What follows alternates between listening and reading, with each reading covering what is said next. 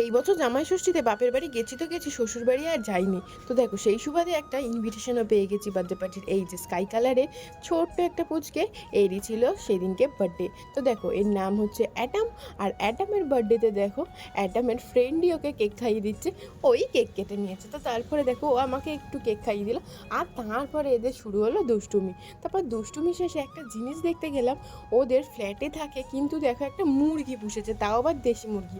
আর এই দেখো প্লেটেও মুরগি। তাহলে কি ভাবছো, এই মুরগিটাকেই কি আজকে রান্না করা হয়েছে?